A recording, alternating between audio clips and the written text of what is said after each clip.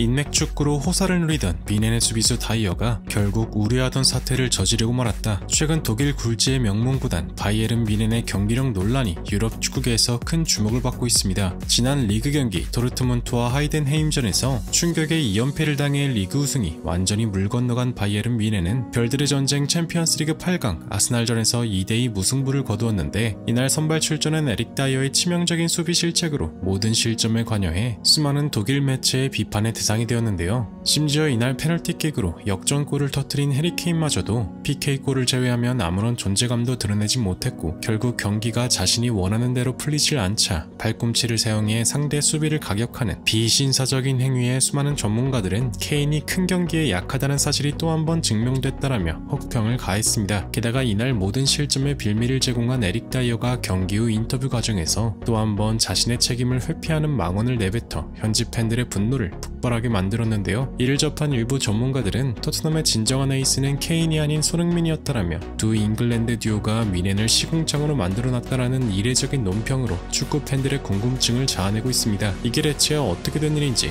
더 플래닛에서 자세하게 알아보겠습니다. 현재 바이에른 뮌헨은 이례적일 정도로 최악의 시즌을 보내고 있습니다. 모든 컵 대회에 탈락한 것은 물론이고 12연패에 도전하는 리그 우승조차 좌절됐습니다. 바이에른 뮌헨은 김민재와 해리 케인을 영입하며 전력을 업그레이드 시켰지만 지난달 도르트문트와의 홈 경기에서 0대2로 완패한 이후 우승 경쟁에 조기 종결을 선언했죠. 따라서 뮌헨의 마지막 자존심은 별들의 전쟁 챔피언스 리그. 이미 뮌헨의 수뇌부들은 투엘이 이 경기마저 잡아내지 못한다면 투엘 감독의 조기 경질을 예고할 정도로 다급한 상황이었는데요. 그리고 투엘 감독이 빼든 칼은 잉글랜드 수비수 다이어였습니다. 전반 11분 아스날의 공격수 부카요 사카가 뮌헨의 왼쪽 수비진을 허문 뒤 다이어를 눈앞에 두고 손쉽게 선제골을 장렬시켰는데요. 이 장면에 대해 전문가들은 다이어가 상대 공격수를 눈앞에 두고도 아무런 경합조차 하지 않은 채 오히려 상대 슈팅 각도만 열어주는 방관 수비를 저질렀다며 왼발잡이인 사카의 왼발 각을 열어준 건 아마추어 수비수도 하지 않을 짓이라고 혹평했습니다. 일부 전문가들은 토트넘에서조차 버려진 다이어가 뮌헨에 온 것도 이해가 안 되는데 왜 매번 저런 수비를 보여주는데도 챔피언스리그 선발 명단에 있는 것이냐며 당혹감을 감추지 않았는데요. 첫 번째 실점 직후 뮌헨의 동료들마저도 다이어를 향해 원망의 눈빛으로 쳐다보는 장면이 카메라에 포착될 정도였습니다. 이미 투엘 찬송파와 반대파가 갈린 뮌헨의 라커룸 분위기가 얼마나 망가져 있는지 확실하게 느낄 수 있는 장면이었는데요. 그러나 선제골 이후 뮌헨의 공격수 그나브리가 아스날의 수비 미스를 틈타 귀중한 동점골을 터뜨렸고, 이후 얻어낸 페널티킥을 케인이 가볍게 마무리하며 역전에 성공해내는데요. 아스날로서도 역전골을 넣은 뮌헨이 수비적인 태세를 유지하자 쉽사리 득점을 해내지 못하는 모습을 보였습니다. 그러나 후반 30분 아스날이 패스플레이로 뮌헨 수비진을 농락하고 기어이 동점골을 터뜨렸습니다. 이 장면을 본 축구 전문가들은 아스날의 제주스가 드리블을 치며 들어오는 과정에서 더리우트의 태클이 빗나갔고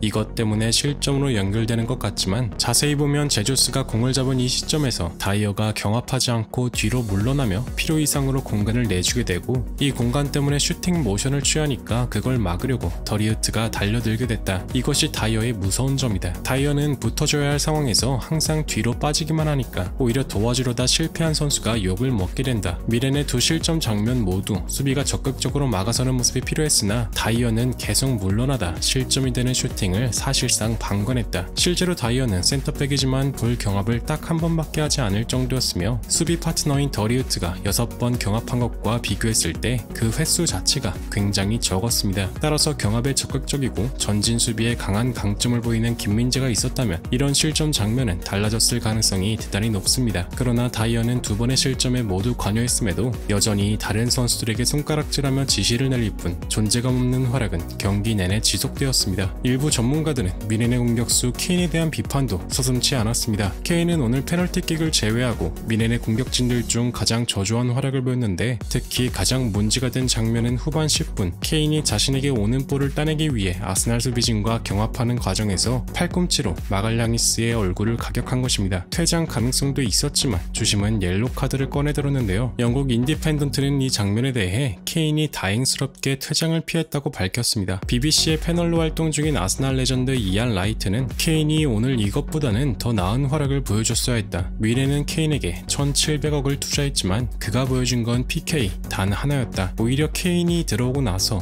뮌헨이 자랑하는 짜임새 있는 공격진이 무너진 느낌이 든다. 뮌헨이 정말 우승하길 원했던 했다면 토트넘에서 케인이 아닌 손흥민을 영입했어야 했다 라며 케인은 이런 큰 경기에서 활약하지 못하는 선수라고 평가했습니다. 이날 단 한 번도 태클하지 않고 뒷짐 수비만 반복한 에릭 다이어는 경기 후 인터뷰를 통해 난 안정적인 경기 운영을 했다고 생각한다. 아스날을 상대로 2점의 실점은 굉장히 좋은 소식이다. 오히려 부족한 건 공격진이었지 수비진들은 나쁘지 않았다 라고 답한 뒤 최근 팀 내의 불화에 대해서는 할 말이 없다라고 짧게 대답한 뒤 인터뷰를 끝마쳤습니다. 이런 발언을 접한 독일 현지 팬들도 맹렬한 반응을 보였는데요. 난 더 이상 다이어가 뛰는 미넨을 보고 싶지 않아. 케인도 이젠 싫어. 그냥 둘이 이번 여름에 나갔으면 좋겠어. 투엘이 다이어를 쓰는 이유도 케인 때문 아니야? 다이어는 자신의 잘못이 뭔지 모르는 이기적인 선수야. 항상 남탓만 하지 라며 잉글랜드 듀오를 향한 강한 비판의 메시지를 남겼습니다. 독일의 축구 전문가들도 현재의 미넨은 우리가 알던 그 위대한 클럽이 아니다라며 다이어를 적극 추천해 영입한 케인의 인맥 축구는 사라져야 한다고 주장했습니다. 지금까지 더 플래닛이었습니다.